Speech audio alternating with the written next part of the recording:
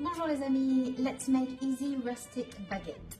They are rustic looking, but they are easy to make and they only need one rise. So get yourself a bowl and put 250 grams of lukewarm water in it. Then add 5 grams of easy bake yeast.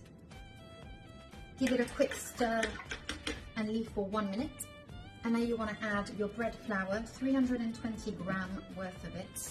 And time to mix. Mix in 9 grams of salt. Now cover it and leave it in a warm place for about an hour and a half until double in size. Ah! Flour your worked up well and put your dough on it. Ah! And cut it in half. Now transfer each dough onto your baguette pan, or you can just put it on a normal tray.